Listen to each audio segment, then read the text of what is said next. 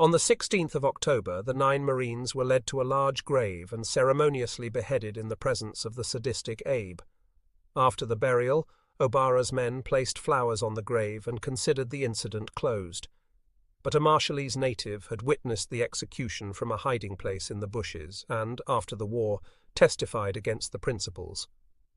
Admiral Abe was tried for atrocity and hanged at Guam. Captain O'Bara received a 10-year prison sentence. The Guadalcanal operation was the first in the Pacific War, excepting the operations of submarines, in which the United States took the strategic offensive. Earlier carrier strikes and sharp backlashings on the enemy like those on Balikpapan and Badung Strait were offensive only in a tactical sense. Moreover, they were hit-and-run affairs. This was a hit-and-stay proposition. Since it was initiated by the United States, the discussion among top-level planners which led to the strategic decision to occupy the Solomons goes back almost to the very start of the Pacific War, and the objectives of that decision were not fully attained until 1944. Although the decision to beat Hitler first, to which the American chiefs of staff had agreed even before America entered the war, imposed a strategic defensive in the Pacific, that decision never implied mere passivity. It did not preclude raids, attrition tactics by submarines, or the exploitation of favorable opportunities for limited offensives. Admiral King, eager from the first to seize such opportunities, germinated the Guadalcanal operation in a memorandum to General Marshall dated the 18th of February 1942. That was only 4 days after the fall of Singapore. General Wainwright was still battling on Bataan, Darwin was facing heavy shelling, and the Japanese octopus was closing in on Java. King requested the Chief of Naval Operations, Admiral Stark, and his opposite number on the Joint Chiefs of Staff, General Marshall, to approve the establishment of an American base in Efate Island of the New Hebrides, 300 miles northeast of Noumea and 600 miles southeast of Guadalcanal. Marshall, with his usual perspicacity, replied that such a step had far-reaching implications. Air power commitments in other theatres would seem to preclude expansion in the Southwest Pacific for some time to come, but if the Admiral wanted it, the entire situation must be reconsidered. King developed his thoughts further on the 2nd of March. The occupation of Efate would provide a bastion to the United States, Australia lifeline, but, more important, would be the first of a series of strong points, near enough for mutual air support, from which a step-by-step general advance could be made through the New Hebrides, Solomons, and Bismarcks. In other words, he anticipated the entire course of the war in the South Pacific to the middle of 1944. 3 days later, the Admiral expressed the same concept in a memorandum to the President. By that time, the 5th of March, the situation in the southwest had further deteriorated.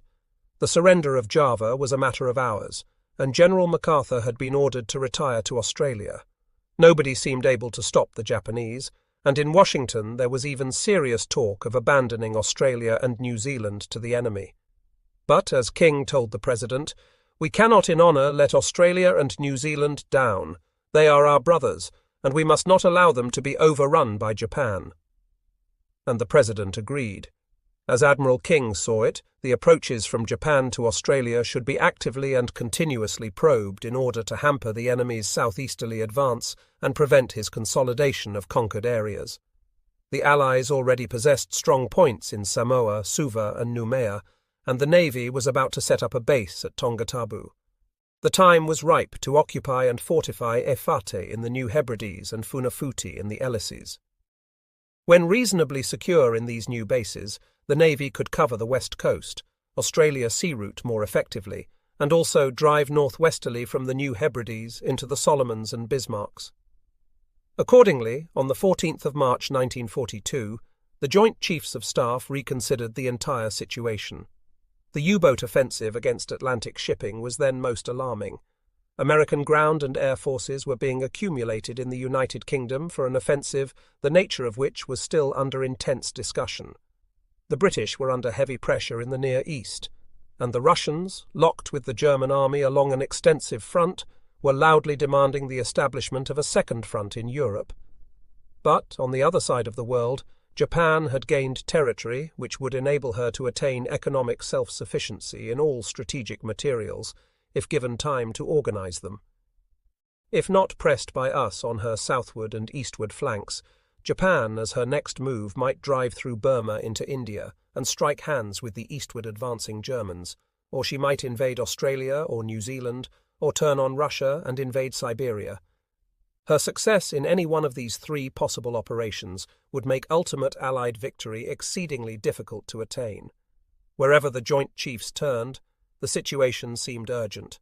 In their opinion, the United Nations would constantly be on the verge of ultimate defeat during 1942. Faced by this dilemma, the Joint Chiefs recommended a limited deployment of American forces into the Southwest Pacific, with the object of securing the Antipodes and putting such pressure on Japan as to prevent any further westward or southward offensive on her part. They estimated that 416,000 United States troops would be required in overseas positions in the Pacific to secure Australia and New Zealand. 225,000 were already there or en route. The Joint Chiefs concluded their session of the 14th of March by recommending the following general course of action for the fighting forces of the United States during 1942. Secure the territory and coastal waters of the Americas. 2. With British and Canadian assistance, secure the transatlantic sea and air routes. 3. Secure the British Antipodes and the islands and sea lanes between them and our west coast and Panama. 4. Contain Japanese forces where they now are, and attempt to reduce them with attrition tactics by submarines and carriers. 5. Give limited air assistance to the defense of the India-Burma-China area. 6. Exert the maximum Anglo-American effort in offensive operations against Germany. It looked as though King's Solomon's offensive were indefinitely postponed, unless it could be worked in under 3 or 4. But Admiral King knew of more than one way to skin a cat or start a base. About 500 men of the American Division, the United States Army garrison of New Caledonia, were sent up to Ep.7 about the 25th of March. Marine Fighter Squadron 212, diverted from Tongatabu, arrived about the same time, and the 4th Marine Defence Battalion also. Work was started on the airfield at Villa Harbour, and before the Guadalcanal operation began, there was a serviceable strip for land-based planes there. On the 17th of March, east longitude date, General MacArthur arrived in Australia. The Anzac Command was now obsolete. ABDA had ceased to exist. After about 2 weeks' negotiations, conducted mostly in London among representatives of the American, British, Australian, New Zealand and Netherlands in exile governments, a new division of Pacific Ocean areas and assignment of commands was decided upon, about the 1st of April 1942. This delimitation endured with little change for 2 years, and in its main division between the Nimitz and MacArthur commands, until the end of the war. As outlined in the directives to Nimitz and MacArthur on the 4th of April, the areas and commands were as follows. 1. Southwest Pacific Area, General Douglas MacArthur, Supreme Commander Allied Forces. The northern and eastern boundary between this and the Pacific Ocean areas started at the China coast on latitude 20 degrees north, ran east to longitude 135 degrees east, south on that meridian through the Philippine Sea to the equator, along the line eastward to longitude 165 degrees east, between Nauru and Ocean Islands, south on longitude 165 degrees east to latitude 10 degrees south, southwesterly to latitude 17 degrees south, longitude 160 degrees east, and south on that meridian to the pole. Thus, General MacArthur's area included the Philippines, Australia and all waters between them, the whole of New Guinea and all the Bismarck and Solomon Islands. 2. Southeast Pacific Area. Everything east of a line drawn from the Mexico-Guatemala boundary to latitude 11 degrees north, longitude 110 degrees west near Clipperton Island, and thence south to the pole. Rear Admiral John F. Shafroth continued to command in this area, with a small Southeast Pacific force consisting of 3 old light cruisers and a few destroyers. 3. Pacific Ocean Area, Admiral Chester W. Nimitz, Commander-in-Chief, included everything between these two. It, in turn, was divided more or less laterally into a North Pacific Area, north of latitude 42 degrees north, to include the Aleutians and Alaska. No commander was appointed or force assigned until just before the Battle of Midway-WWII, Central Pacific Area. From latitude 42 degrees north to the equator, including the Hawaiian, Gilbert, Marshall, Caroline, and Marianas Islands. No subordinate commander was appointed under Admiral Nimitz CC, South Pacific Area. From the equator to the pole, including the Ellis, Phoenix, Marquesas, Tuamotu, Samoa, Fiji, and New Hebrides island groups, and New Caledonia and New Zealand. Vice Admiral Gormley, whose long and varied naval experience qualified him for this important command, arrived in Washington from London on the 17th of April to be informed that he was to command the South Pacific force and area. Next day he saw Admiral King, who said, as he remembered, "You have a large and important area and a most difficult task. I do not have the tools to give you to carry out that task as it should be done. You will establish your headquarters in Auckland with an advanced base at Tongatabu. In time, possibly this fall, we hope to start an offensive from the South Pacific." Gormley spent 2 weeks at Washington collecting a staff of some 40 officers, of which the senior members were Rear Admiral Daniel J. Callahan and Brigadier General DeWitt Peck, USMC. He also collected Admiralty charts of 1897 and German charts of 1908, the only ones available for the Solomons, and these were based on surveys going back to the 18th century. The United States Navy never did get accurate charts of the Solomons until after it had seized them and sent in survey vessels. When Gormley was in Washington, he found that the planning sections of the War and Navy departments had been working for 3 months on the establishment of bases, equipment, and garrisons in the South Pacific area. It had been slow work in view of the magnitude of the task, the enormous distances involved, the primitive conditions in most of the islands, inadequate shipping and civilian war production just beginning to function. Samoa was well garrisoned by Marines. The naval fueling station for the Panama Pacific route was ready at Bora Bora, an advanced naval base was in the course of being set up at Tongatabu, and, in order to facilitate the ferrying of planes to Australia, a serviceable chain of island airfields with naval fueling and minor repair stations had been established to break the air journey from Oahu. These included Johnston, Palmyra and Canton Islands, Suva and Nandi in the Fijis, Noumea and Efate, and Christmas Island. As only common, very common labour by natives could be had in these islands, it was fortunate that the Navy had set up tailored units of men and machines to construct different classes of naval and air bases, an acorn for an advanced land and seaplane base, a cub for a medium-sized fuel and supply base, and a lion for a full-sized naval operating base. Gormley asked for 1 cub and 1 lion to be alerted on the west coast for shipment to New Zealand as soon as shipping was available, and a naval construction battalion, Seabees, for handling cargoes at Auckland. But they could not yet be had. 1 cub and the 7th Seabees were the first to arrive in early August. Admiral King was so disturbed by the delay in base construction that he appointed a special inspection board, headed by Rear Admiral Richard E. Byrd, the Antarctic explorer, and including representatives of all Navy Department bureaus concerned with logistics, to inspect the sites and make recommendations. Their tour of inspection was made in May and June, and their report dated the 15th of August, 1 week after the Guadalcanal campaign had started, laid out a plan of development that in the main was followed. Admiral Gormley left Washington with his staff on the 1st of May, and spent about a week conferring with Admiral Nimitz and staff at Pearl. At his request, Rear Admiral John S. McCain, who later won fame as a carrier task force commander, was appointed Commander Aircraft South Pacific Area. McCain set up headquarters on board United States ship Tangier in Noumea Harbour shortly after, and exercised operational control of all Allied planes, with a few exceptions, in the South Pacific. In the meantime, the Battle of the Coral Sea had been fought. The Japanese lunge at Port Moresby had been thrown back, but their seaplane base at Tulagi in the southern Solomons, facing Guadalcanal, had survived its use of heavy armaments by Admiral Fletcher's carrier planes on the 3rd of May. Tulagi was a new threat to the line of communications which it was Gormley's prime duty to defend. If King's long-deferred plans to move into the Solomons were to be carried out, it was high time a start should be made. Gormley arrived at Noumea the 17th of May to find a tense political situation.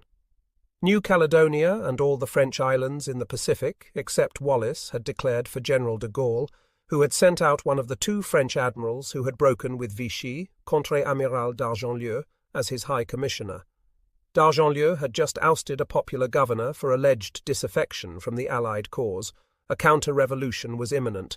Many of the local French were pro-Axis, and others wavered in their allegiance with the fortunes of war. Ship and troop movements were constantly reported to the Japanese. Even the Free French authorities were suspicious and uncooperative.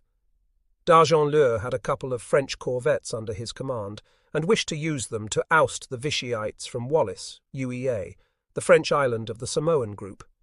Permission was gladly accorded by Admiral Gormley, and the operation was executed by Chevreuil on the 26th of May.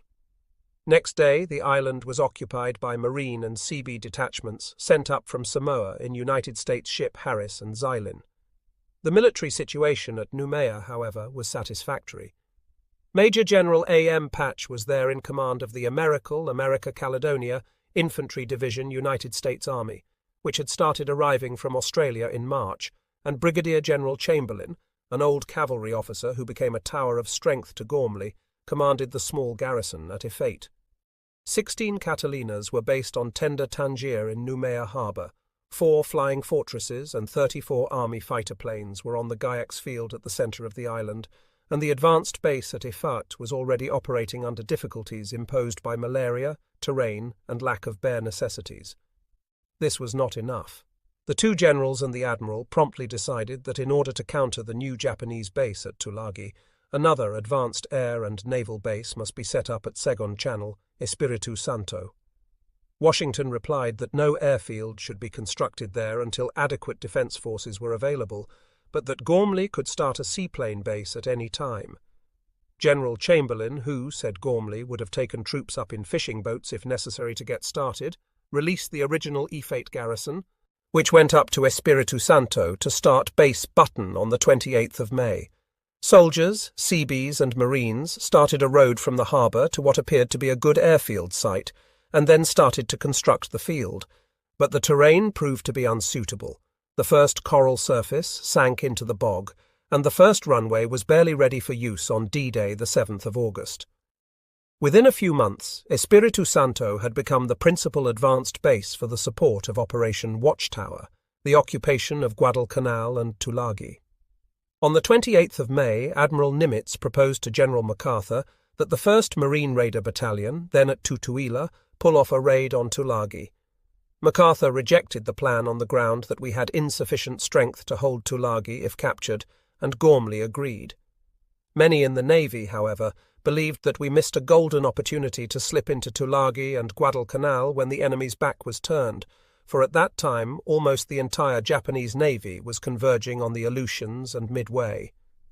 By the end of May, Vice Admiral Gormley had broken his 3-starred flag in United States ship Rigel in Auckland Harbour, resisting the pressing invitation of the New Zealand government to establish his headquarters ashore at the capital, Wellington.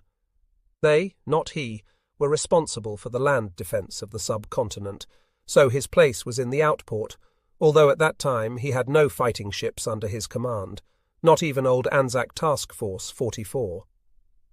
On the 19th of June, the date when the South Pacific Force and area were formally activated, the New Zealand light cruisers Achilles and Leander, 2 destroyers at Samoa, and all the other auxiliaries in the area were placed under Gormley's command.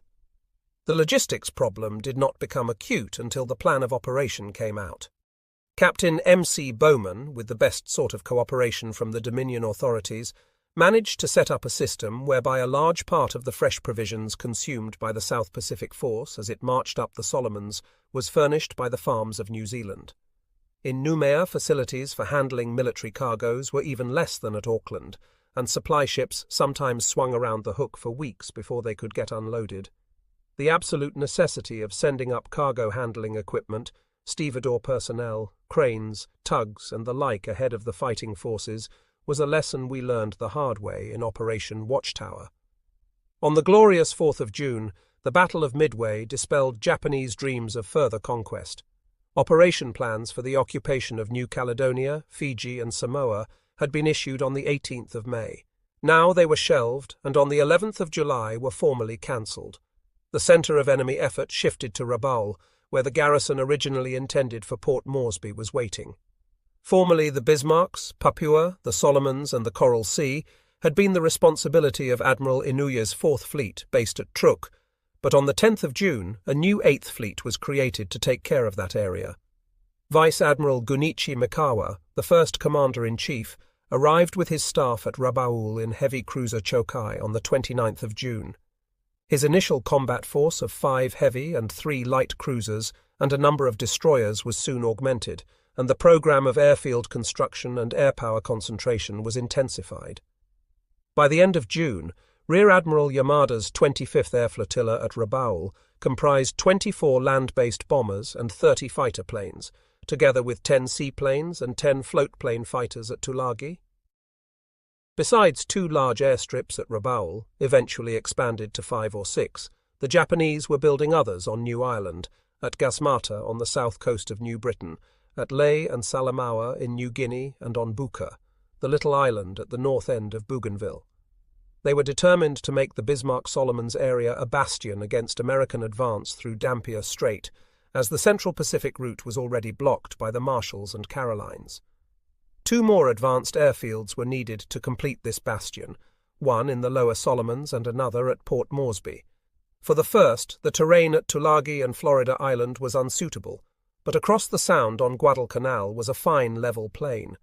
It was the start of airfield construction there before the end of June that sparked off the whole Guadalcanal operation, and, as the attempt to take Port Moresby by sea had been frustrated by the Coral Sea battle, the Japanese High Command now decided to reach the Gulf of Papua overland by ferrying troops to Buna across the Bismarck Sea, which the 8th Fleet controlled, and marching them across the Owen Stanley Range. That operation was set to start on the 25th of July. The Japanese had no plan as yet for an offensive from Guadalcanal south. That would doubtless have come in good time, but for the present the role of Guadalcanal was to assist the Tulagi-based seaplanes in preventing Allied interference with the Buna-Port Moresby thrust. Now, turning our attention to Pearl Harbor and the Central Pacific, we see that the Pacific Fleet after the Battle of Midway enjoyed a brief period of upkeep, rest and training. That is, all except Admiral Theobald's North Pacific Force, which had to watch the Aleutians, and the depleted carrier air groups. They were sent to San Diego and other training centers to act as nuclei for the new pilots and planes being prepared to take the place of those whose sacrifice had made the Midway victory possible. Admiral Nimitz on the 15th of June observed that new aircraft deliveries and flight school graduates had done little more to date than balance operational and battle losses. A replacement pool must be built up at the Hawaiian Islands. Plane, pilot and carrier production must be expedited. Training methods must be improved. Rear Admiral Spruance now became Chief of Staff to Admiral Nimitz. Carrier Wasp, having completed her Malta ferry duties, the new battleship North Carolina, heavy cruiser Quincy, light cruiser San Juan, and 7 destroyers passed through the Panama Canal on the 10th of June. This was the first substantial reinforcement to the Pacific Fleet in 1942. Fletcher's and Mitcher's forces were placed on 48-hour notice at Pearl for rest, reorganization and training. Sarah was then on a plane ferrying mission to Midway, and Task Force 18 would be formed at San Diego shortly. The busiest American naval officers, other than those engaged in training, were the higher command. What would happen next? What should be our next move? One basic condition that limited possibilities in the Pacific was Atlantic priority. Although our African adventure, Operation Torch of November 1942, was not formally adopted by the combined Chiefs of Staff until the 25th of July, it had been on the cards since June, and the preparations for it absorbed a major part of new naval construction, as well as all combat-ready divisions of the United States Army. The anti-submarine war in the Atlantic was also in a very acute stage. Admiral Nimitz and the Pacific Fleet planners, therefore, had no hope of getting additional ships, planes and men for a strategical offensive during the ensuing 12 months. They must do with what they already had, together with the forces that had been promised to the Pacific Fleet on the 14th of March. Yet the question remained, what should we do with what we had? The sanguine General MacArthur had a proposition ready, immediately after Midway.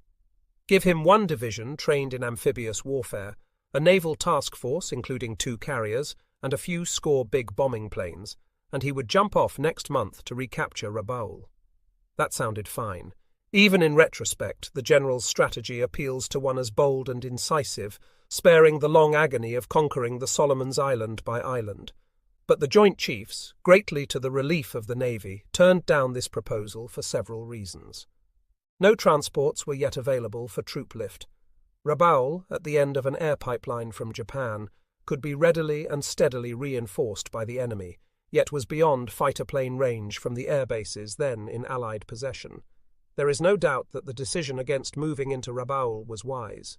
In June 1942, the balance of naval power in the Pacific was too delicate to warrant an attempt to seize and hold a position so exposed to Japanese counterattack.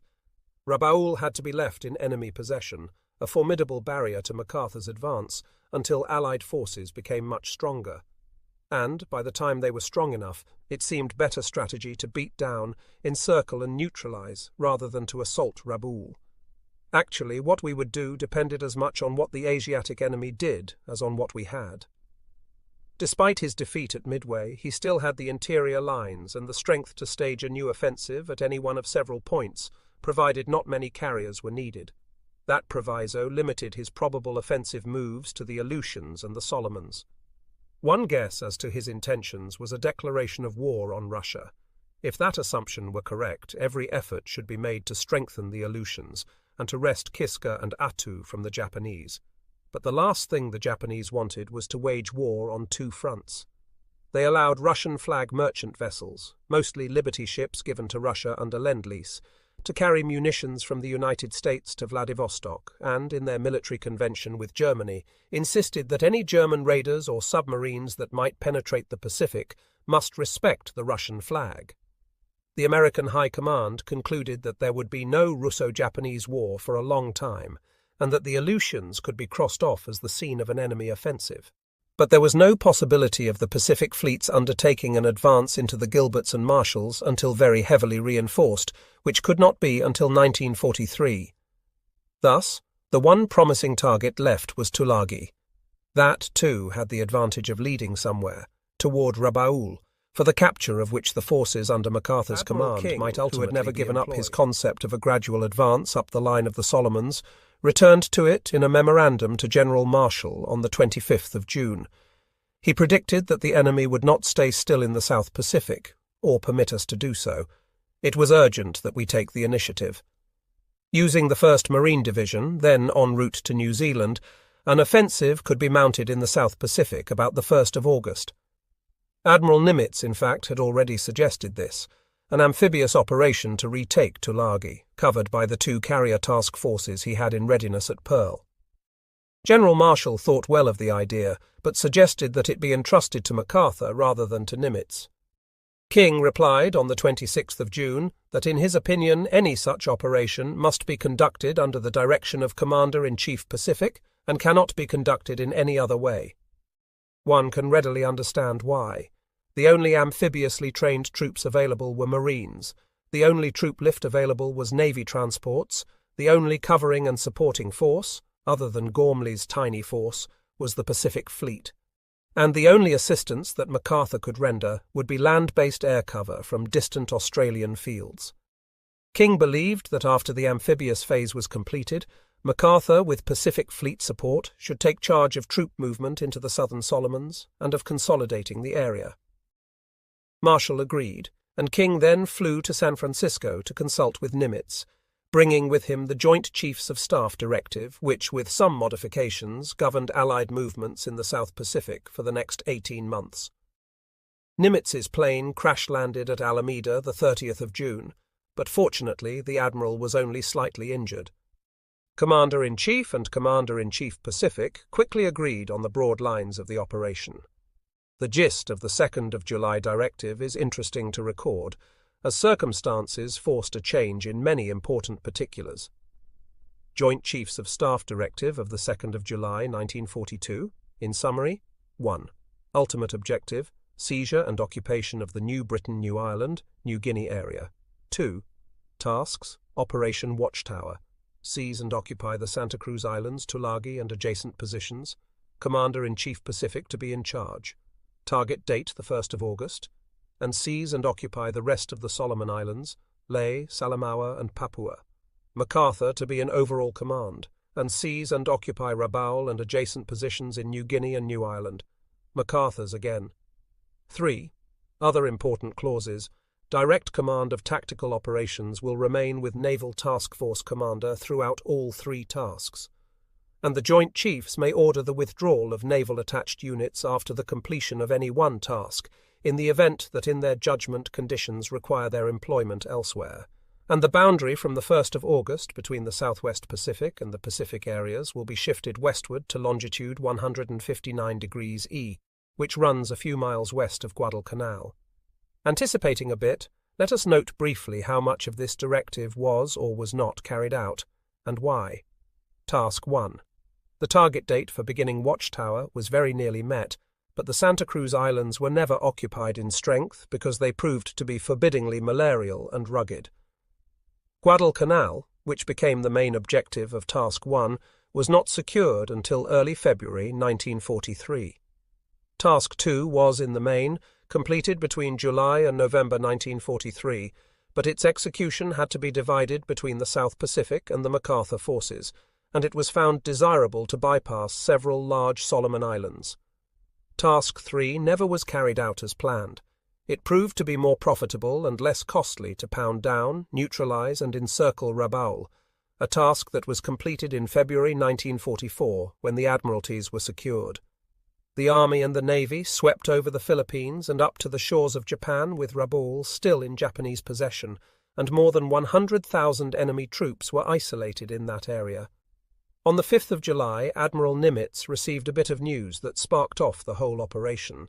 An American reconnaissance plane observed that the Japanese were starting to build an airfield, the future Henderson Field, on Guadalcanal. This news had very different effects on the Gormley-MacArthur team and on the King-Nimitz team. Admiral Gormley flew to Melbourne to confer with General MacArthur, General Sutherland, his Chief of Staff, and Vice Admiral Arthur S. Carpenter, about to be appointed Commander Naval Forces Southwest Pacific under General MacArthur. They liked neither the proposed operation nor the target date of the 1st of August. MacArthur voiced his and Gormley's views in protesting to King and Nimitz on 8-9 July against a premature and possibly disastrous beginning. In view of the recently developed enemy airfields and the shortage of Allied planes, airfields, transports, and troops, they warmly urged that Operation Watchtower be deferred until adequate means were available for a quick seizure and rapid follow-up. To Marshall, when he received this discouraging opinion, King observed, 3 weeks ago, MacArthur stated that if he could be furnished amphibious forces and 2 carriers, he could push right through to Rabaul. He now feels that he not only cannot undertake this extended operation, but not even the Tulagi operation. Nevertheless, King felt it necessary to stop the enemy's southward advance without delay. An airfield in his possession in Guadalcanal will hamper seriously, if not prevent our establishment in Santa Cruz, would put him in a position to harass Espiritu Santo. To MacArthur he wrote the same day, on the 10th of July, that he could not sanction any delay. Even if additional demands for Operation Torch or elsewhere should postpone the follow-up into the Solomons, the Tulagi operation must go on. He was right. The Tulagi-Guadalcanal operation was indeed a perilous undertaking at that time. The armed forces involved liked to refer to it as Operation Shoestring, but the risk had to be taken. This new Japanese spearhead had to be cut off then and there, lest it sever the lifeline between the United States and Down Under. In accepting the grave responsibility for ordering the seizure of these islands, Admiral King made one of the great decisions of the war. On the 10th of July, Admiral Gormley received Admiral Nimitz's operation order for the seizure of Tulagi, Guadalcanal, and Endeni, Santa Cruz, including a list of available ground and air forces and ships. A day or 2 later, he observed that enough ships and men had been given him to do the job, provided General MacArthur could interdict interference by enemy planes based at Rabaul and nearby fields. "I desire to emphasize," he said, "that the basic problem of the operation is the protection of ships against land-based aircraft attack during the approach, the landing, and the unloading." General MacArthur remarked that his air force would need heavy and quick reinforcement to accomplish that. It certainly did. The movements of forces had already begun. Gormley and Nimitz were already thinking ahead to Task 2, Attack troops cannot be used for garrisons. Where were these garrisons to come from? King warned him that no new troops were available. Neither the Hawaiian Army Command nor MacArthur could spare any. Gormley would have to roll up garrisons from Samoa and the other South Pacific bases. Nimitz, with prophetic insight, pointed out that once we had occupied Guadalcanal, our forces on land and in air would be in close contact with the enemy, who would be in a position to move up amphibious forces under cover of land-based aircraft to recover his lost positions. It must be assumed that the Japanese would exert every effort to do that, and the process was bound to be costly for both sides. Unless provision were made for a steady flow of replacements from the United States, not only will we be unable to proceed with tasks 2 and 3, but we may be unable to hold what we have taken. But, alas, for Operation Watchtower, no such provision would or could be made. Operation Torch was getting all the gravy. Even the 3rd Infantry Division, amphibiously trained by the Marines at San Diego, had sailed away in several large transports en route to Africa via Norfolk. The movement of the 1st Marine Division to New Zealand had long been planned, but not with a view to their immediate employment in combat. One of its regiments, the 7th, had been sent to Samoa as early as March 1942.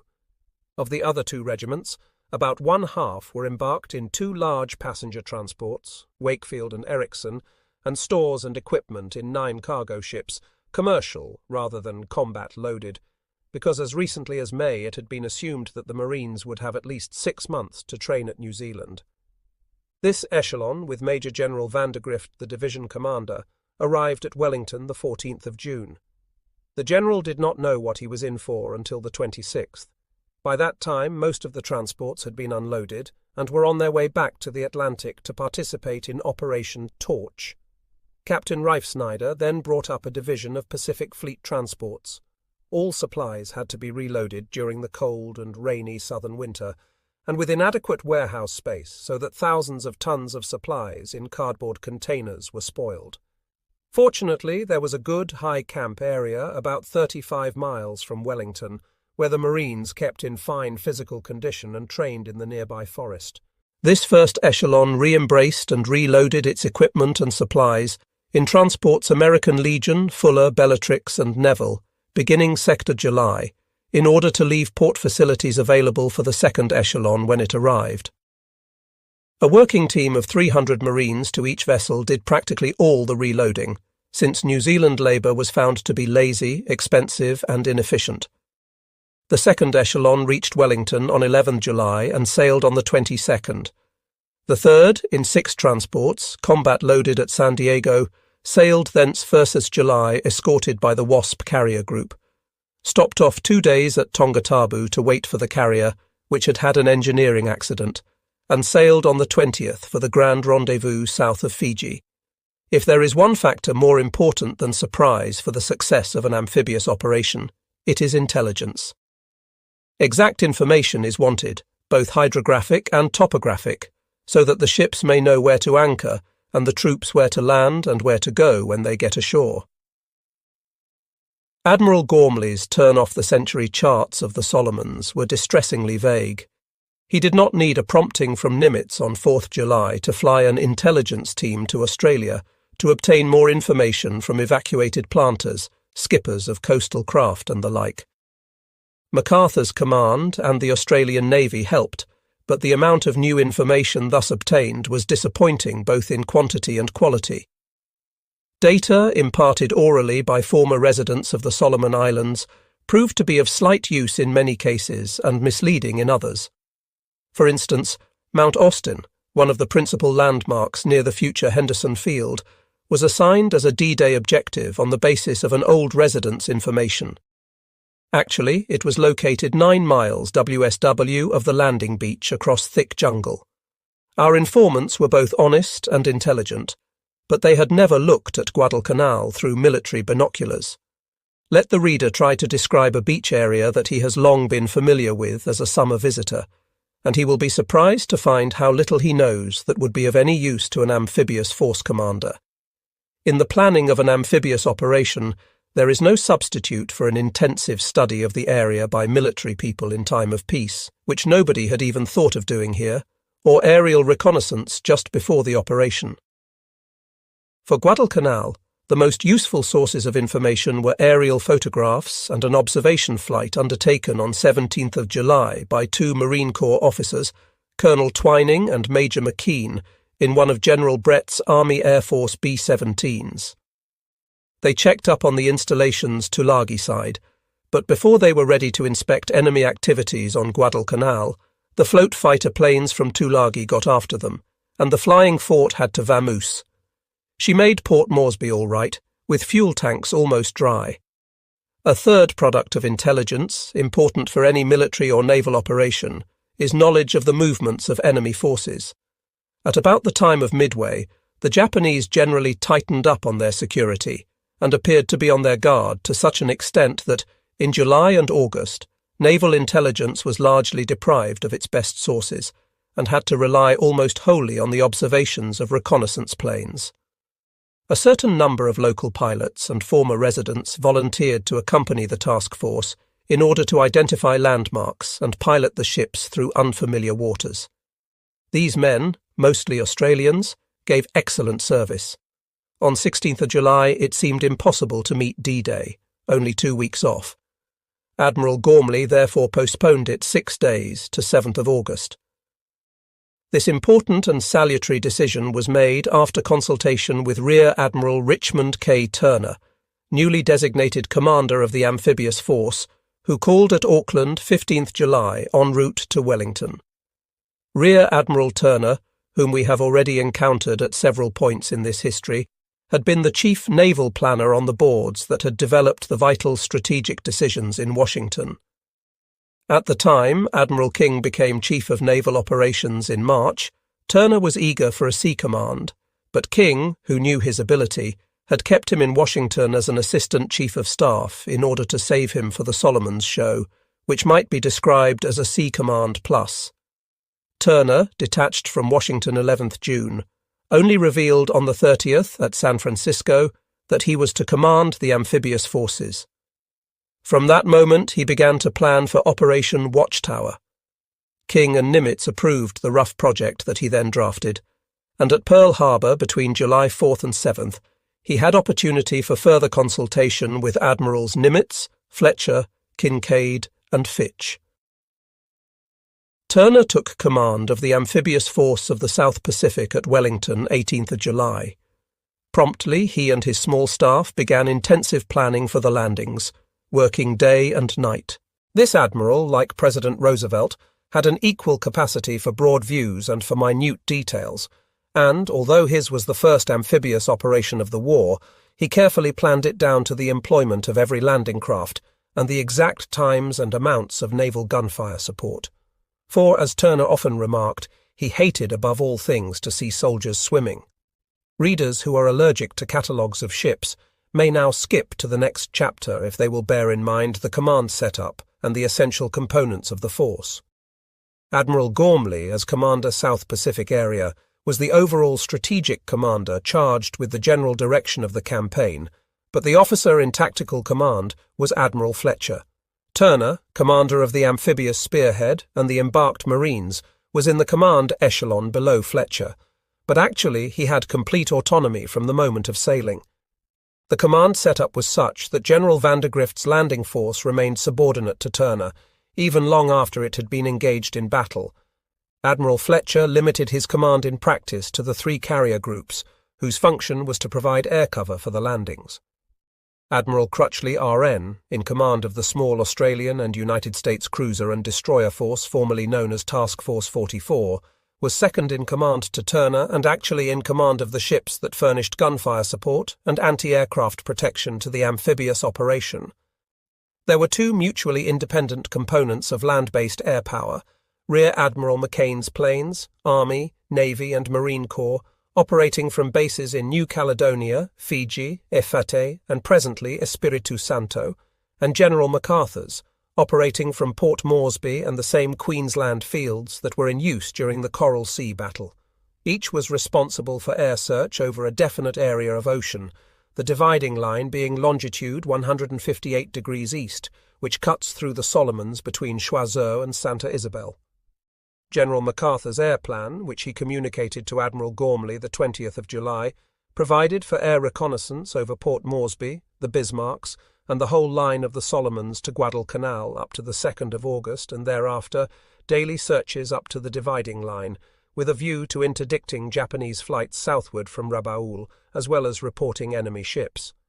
This plan had to be considerably modified, because on the 21st of July the enemy landed several thousand troops at Buna and Gona on the north coast of Papua, commenced his march over the Owen Stanley Range to take Port Moresby from the rear, and on the 30th shot down 5 out of 7 army bombers from Port Moresby that had attacked his new position.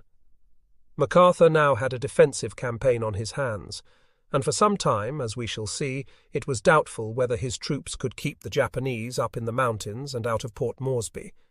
Mackayne's air search plan may best be described when it comes into play, as seen in a chart in the next volume. His headquarters were in Tenda Curtis at Segon Channel, Espiritu Santo. Although the airstrip there was ready for fighter planes the 28th of July, it could not yet accommodate flying fortresses, whose nearest bases in Ep.7 and New Caledonia were too remote to permit them to drop explosives on Guadalcanal unless spare gas tanks were fitted. 2 groups of submarines were sent on the prowl, one from the Pacific Fleet to watch the Japanese advanced naval base at Truk, 6 S-boats of Captain Christie's command, based at Brisbane to watch Rabaul.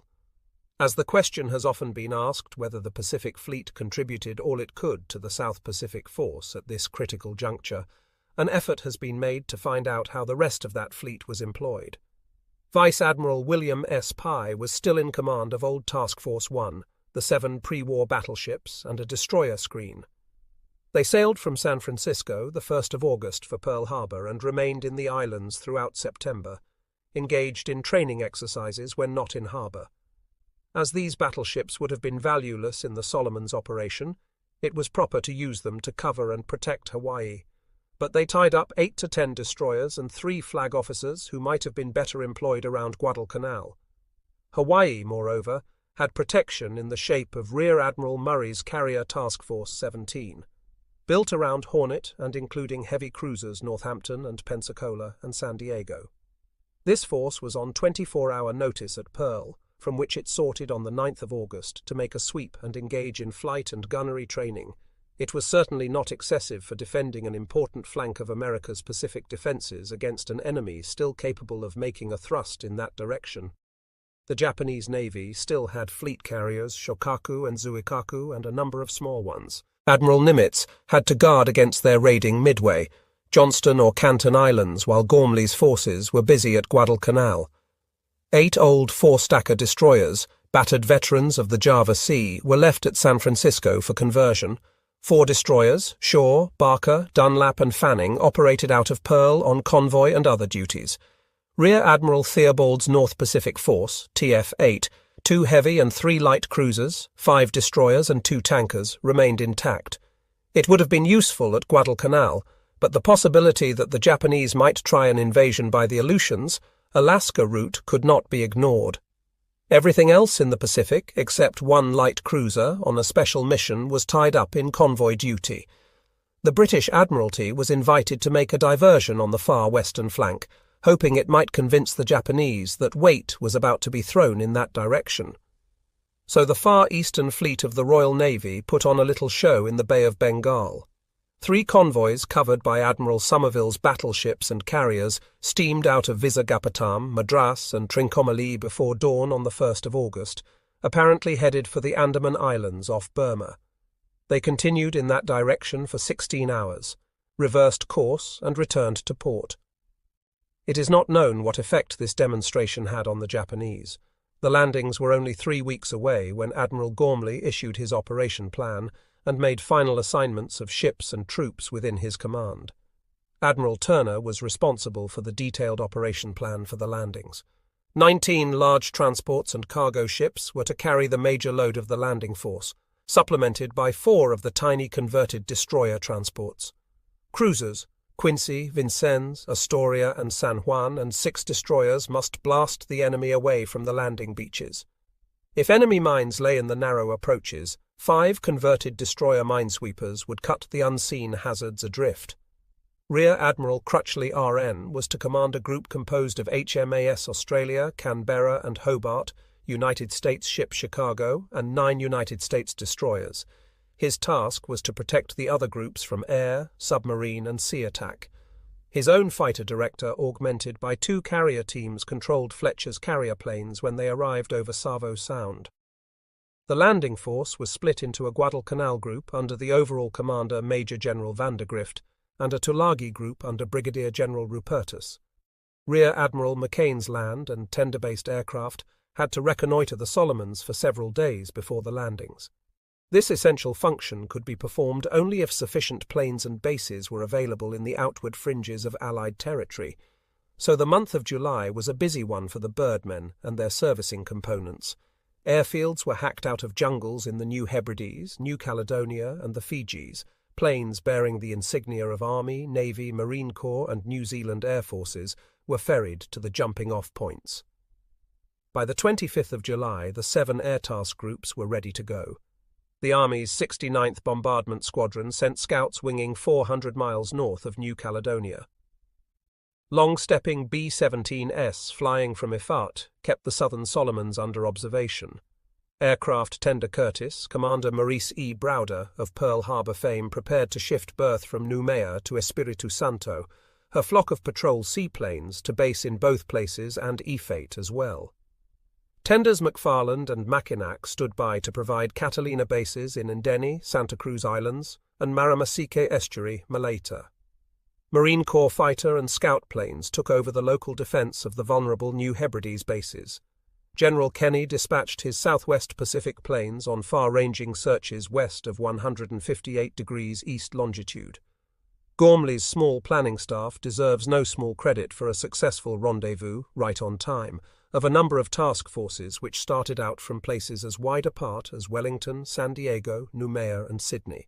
He gave all subordinate flag commands an opportunity to confer by designating a rendezvous 400 miles southeast of the Fiji Islands. Forenoon watch, the 26th of July, found Admirals Turner, Kincaid, Noyes, McCain and Callahan, and General Vandergrift boarding Admiral Fletcher's flagship Saratoga for this mid-ocean forum. Admiral Gormley, the top commander, was already flying up to Noumea to his flagship, the hybrid vessel-of-all-work Argonne, and had no opportunity to view this South Pacific force, so recently swollen from Anzac remnants and assorted oddments to fleet dimensions. But every man in the force enjoyed the sight of a sea sprinkled with fighting ships to the horizon's rim, the great flat-tops lunging into the wind to launch and recover planes, the cruisers briskly manoeuvring to keep step, the destroyers in their never-ending quest for sound contacts, the transports stolidly zigzagging, their topsides green with marine zoot suits, the herringbone twill coverall of that era, the bright signal hoists constantly being run up, answered and lowered, and the drone of wildcats and SBDs overhead. Fletcher's expeditionary force was small in comparison with later ones which set out to take the Marianas and the Philippines, but it was mighty impressive to sailors of the Pacific Fleet in 1942. Particularly did they welcome recent arrivals from the Atlantic Fleet, 3 of them, alas, destined to sink in these waters. Carrier Wasp, fresh from her plane ferry duties in the Mediterranean, heavy cruisers Quincy and Vincennes, and most of all North Carolina, first new American battle wagon to roll over the Pacific surges, bringing a 16-inch main battery to blast the Japanese, her topsides bristling like a porcupine with the new allowance of anti-aircraft guns, double or treble what her elder sisters had had at Pearl Harbor. A brave sight altogether, but after all, a scratch team. None of them, except 2 of the carrier groups, had ever operated together before. Admiral Crutchley did not even have an opportunity to meet the captains of the American cruisers suddenly placed under his command.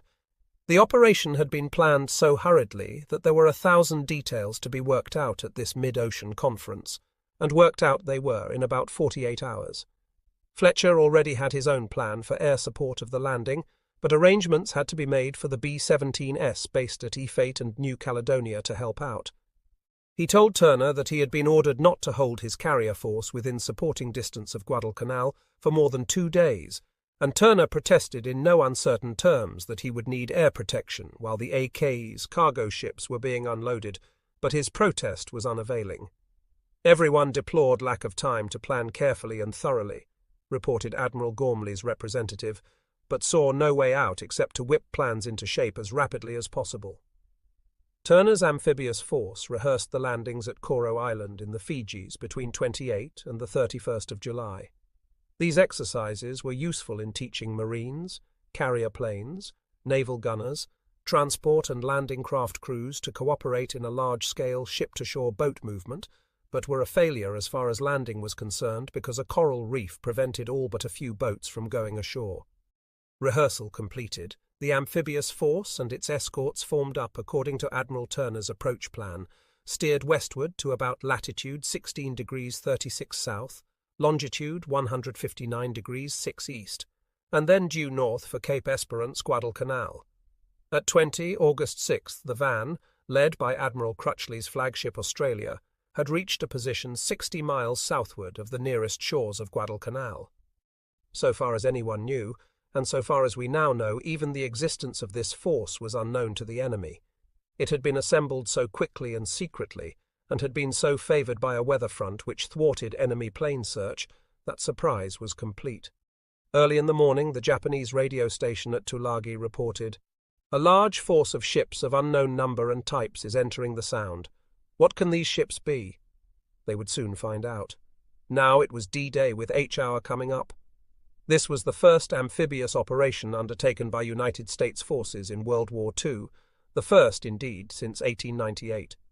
It cannot be said, in that favourite phrase of military writers, that the atmosphere in the force was one of sober confidence. Even the Marines, who had studied and practised amphibious warfare for many months, felt a little queasy when they reflected that this time they were not going to meet dummy opposition, but the famous jungle fighters who had run us out of the Philippines and the British out of Singapore and the Dutch out of Java. As for the naval officers, some had taken part in exercises at Culebra or San Clemente, but most of them knew nothing of amphibious warfare except theory, and the more of that, they knew the less confidence they felt in this operation. For the whole history of war from Syracuse to Gallipoli proves how difficult amphibious warfare is at all times, and how disastrous it may be to a force unfamiliar with its practice. How easily such a force may be thrown into confusion by stout opposition, want of exact timing, foul weather, or even ordinary bungling. The time would come when both fleet and ground forces were at home with this work, schooled by experience and fortified by success, when Admiral Turner's V-fib with the alligator shoulder patch would become a proud and confident force, making web-footed operations so formidable that the enemy would flinch from defending his own beaches. But that time seemed far, far away on the 7th of August, 1942. Furthermore, there is something sinister and depressing about that sound between Guadalcanal and Florida Islands, from which the serrated cone of Savo Island thrusts up like the crest of a giant dinosaur emerging from the ocean depths. It is now hard to dissociate this feeling from events and from the remembrance of those who there met death in its most horrible forms. Yet there is that which eludes analysis. One never felt so, for instance, about the fatal ashes of Iwo Jima. Men who rounded Cape Esperance in the darkness before dawn of the 7th of August insist that even then they felt an oppression of the spirit. It gave you creeps.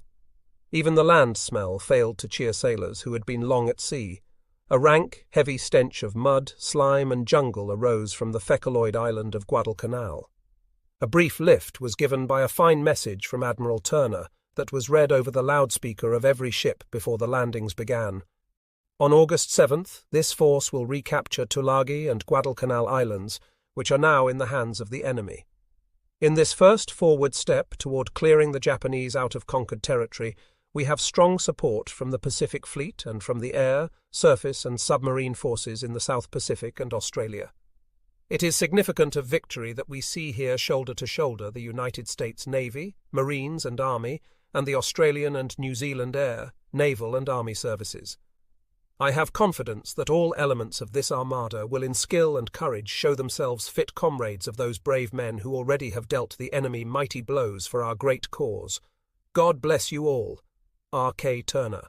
Transport Group Yoke, destined for Tulagi, separated from Group X-Ray, destined for Guadalcanal about 3 August 7th, when the cruising disposition was about 10 miles northwest of the Big Island. the one steered north of Savo Island, the other between it and Cape Esperance, to parallel the north coast of Guadalcanal. It was a silent night and a silent dawn. No sign of life could be seen afloat or ashore as the ship's bows hissed through the calm waters of that sound where so many of them would find their graves. We shall follow the fortunes of the X-ray group first. This was much the larger of the two, in view of the expectation that the enemy on Guadalcanal was some 5,000 men strong. As far as can now be ascertained, there were actually no more than 2230 Japanese then on the island, and 1,700 of these belonged to naval construction units. At 6:13 cruiser Quincy broke silence to begin her scheduled use of heavy armament of the coast west of Lunga Point, where there was supposed to be a coastal battery. A few minutes later, an auxiliary schooner was sighted, carrying gasoline from Tulagi to Guadalcanal. A carrier's Wildcat promptly sank it.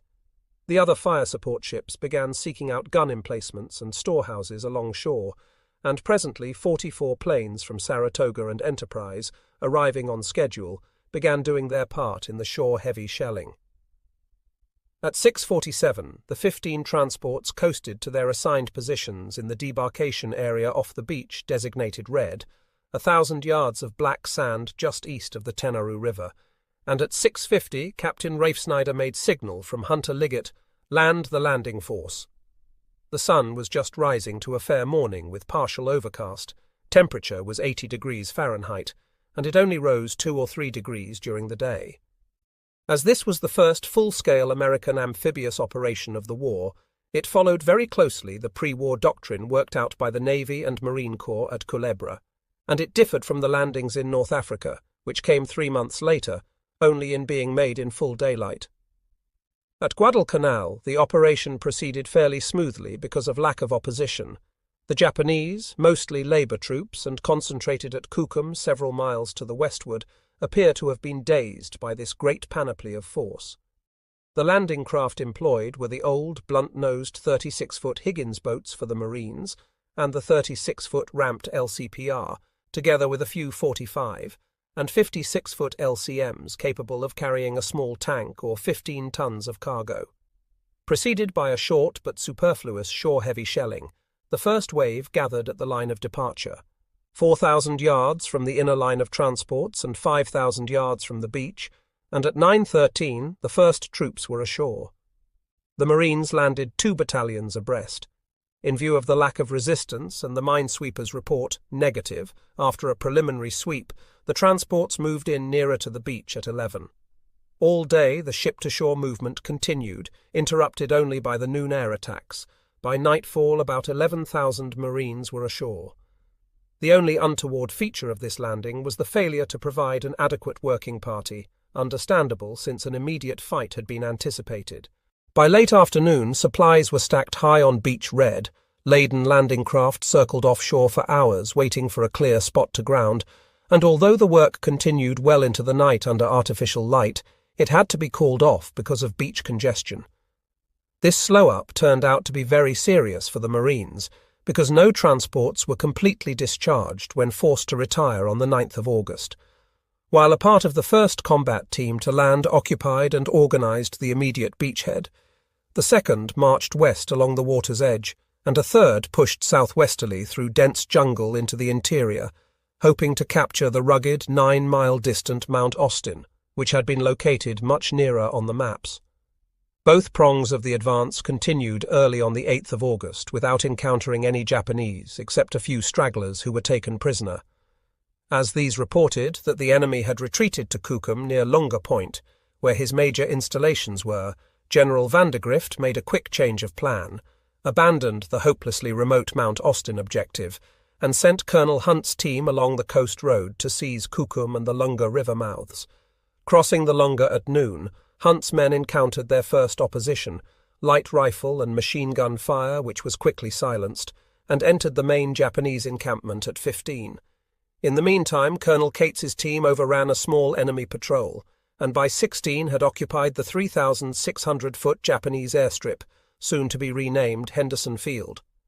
According to the Japanese, it was ready to handle 60 planes, but none were yet there.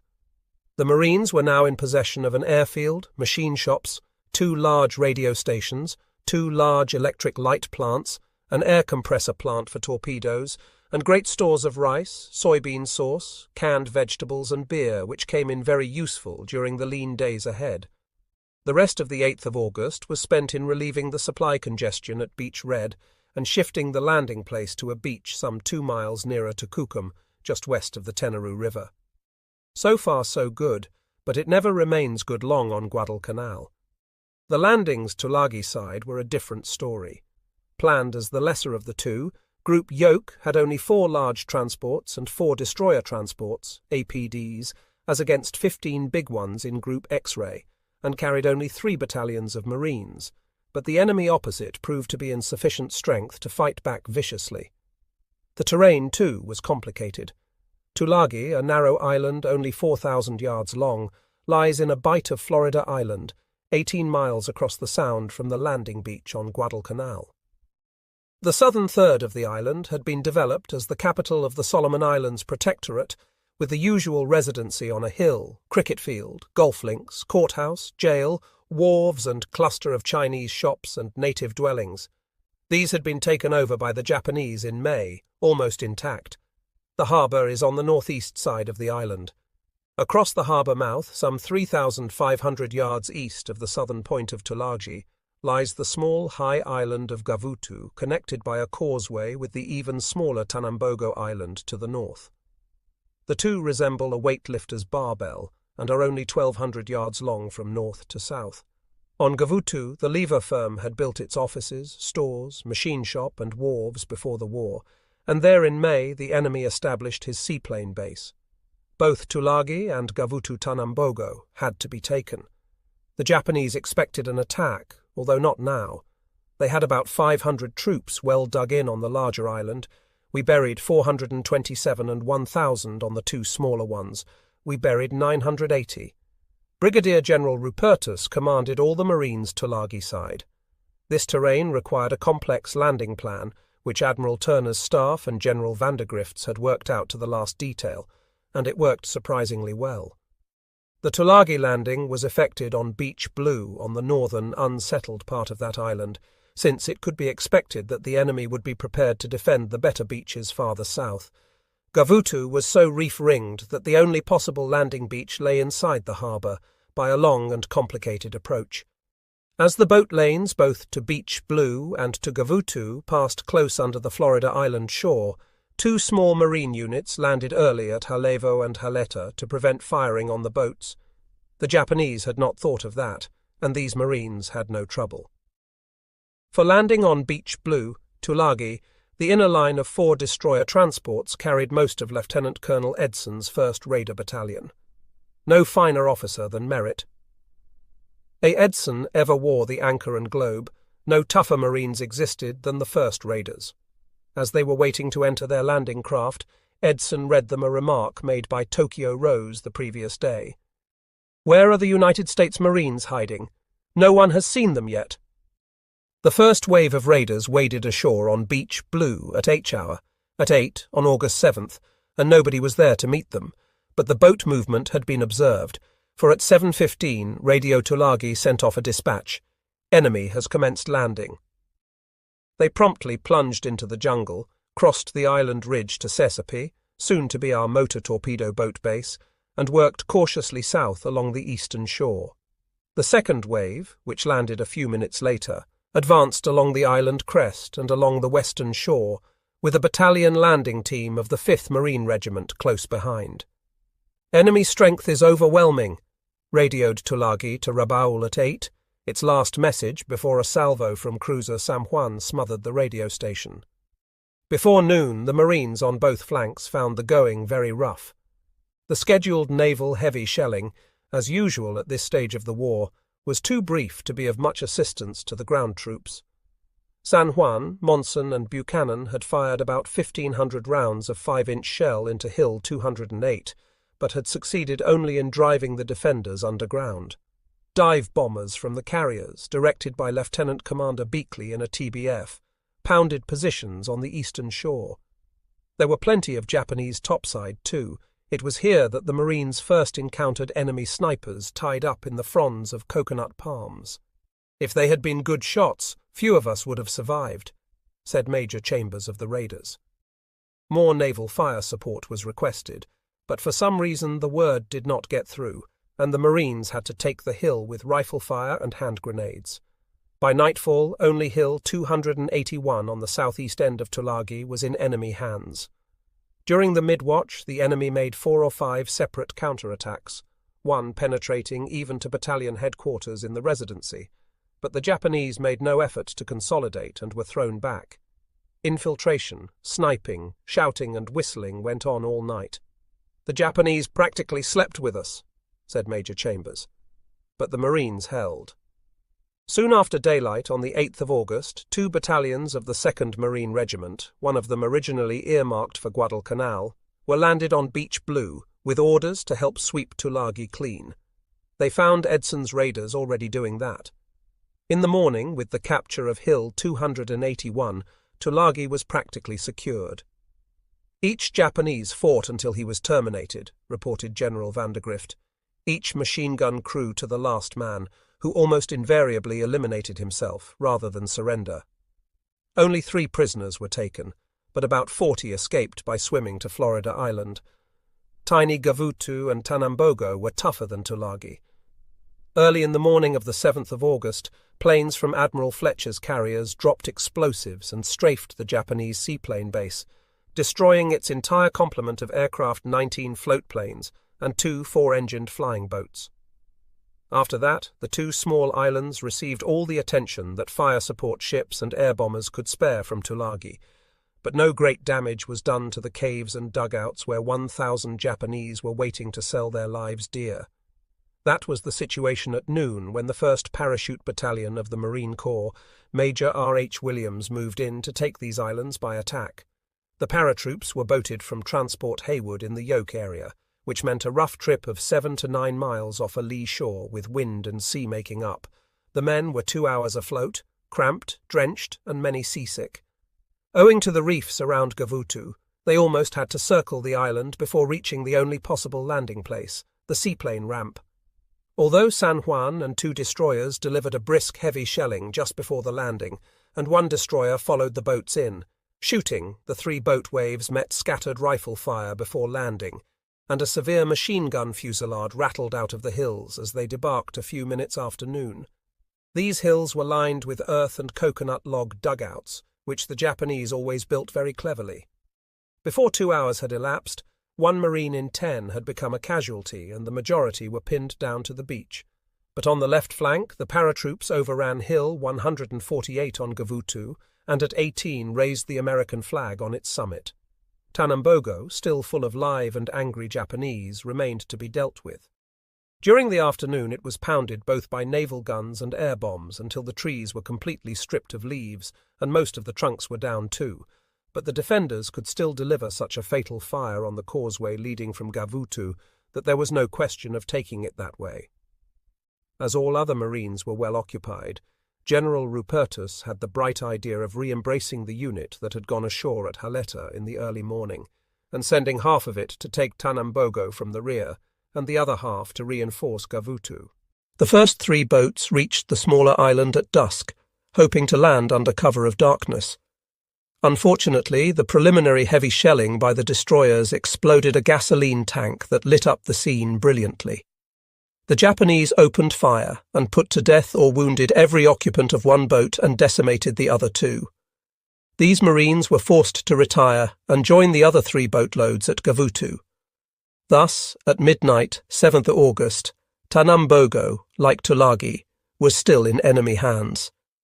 In view of the easy situation on Guadalcanal, transports Adams and Hayes, carrying the 2nd and 3rd Battalions of the 2nd Marine Regiment, were sent to Tulagi side, and Lieutenant Colonel Hunt's 3rd Battalion was given the job of cleaning up Tanambogo.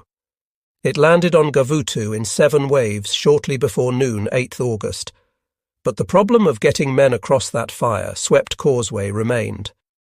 Fortunately, the colonel had 2 tank lighters from Adams at his disposal. Well on in the afternoon, each LCM carried 1 tank and a number of ground troops from Gavutu around the reefs to the inside of Tanambogo, covered by vigorous and effective use of heavy shelling and explosives at point-blank range from destroyer Buchanan. One tank landed safely but got ahead of its supporting troops. The Japanese rushed out of their dugouts, stalled the tank track with an iron bar, and took lives of all but one of the crew with hand grenades.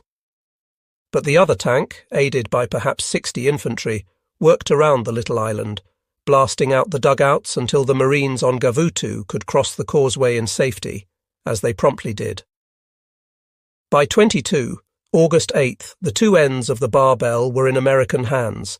The taking of Tulagi, Gavutu and Tanambogo had cost the lives of 108 Marines, with 140 wounded, but the force of about 1,500 Japanese was wiped out, except for isolated snipers in holes and caves who made trouble for a week or more. Admiral Gormley well said that a basic problem of the operation would be to protect ships from land-based air attack during the landing and the unloading. True, General Kenny's flying fortresses and medium bombers did their best. 13. Flying forts raided the Rabaul Fields 7th of August and destroyed a number of planes, but they were too few to prevent enemy counterattacks, so the main responsibility for protecting the amphibious force fell on the planes from Admiral Fletcher's carriers and on the ship's anti-aircraft guns. Rear Admiral Yamada, Commander 25th Air Flotilla, had some 48 long-range bombers ready on 7th August, as well as 12 to 15 big flying boats based on tender Akitsushima in Simpson Harbor. A staging field for land-based planes was already in use at Buka Passage between Buka and Bougainville. It did not take Admiral Yamada long to react to the report of our landing at Tulagi. At 9, August 7th, his orders went forth to the 5th and 6th Air Attack Forces under his command, and at 10:45 an Australian coast watcher in Bougainville sighted many twin-engine bombers flying southeasterly and passed the word to Admiral Turner at Guadalcanal. At 13:15, the radar in Chicago picked up this flight 43 miles away. 5 minutes later, about 27 of them covered by fighter planes were seen coming in high over Savo Island. The attack was a high-level one that did no damage. At about 15, two unheralded groups of 16 dive bombers singled out the X-ray group off Guadalcanal and scored a hit on destroyer Mugford that eliminated 22 men, but did slight damage. Both counterattacks would undoubtedly have been more effective but for the work of the combat air patrol furnished by carriers Enterprise and Saratoga, then operating with WASP southwest of Guadalcanal. These were directed by the fighter director team in Chicago. The first group of 6 Wildcats from Enterprise was given the reciprocal bearing of the approaching enemy, and so went wild.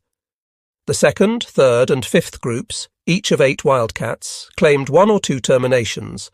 The fourth of 6 Wildcats tangled with a bomber fighter formation and lost 3 planes with their pilots. 2 more made forced landings, but the pilots were recovered. Saratoga planes, too, were in the combat air patrol. 2 groups of 8 Wildcats each attacked an enemy formation over Savo Island, had no time to gain altitude, and together lost 5 of their number to Zeeks. A third group of 8 Saratoga F-4Fs intercepted 11 Japanese dive bombers, whose approach had not previously been detected, and claimed to have shot down all but one.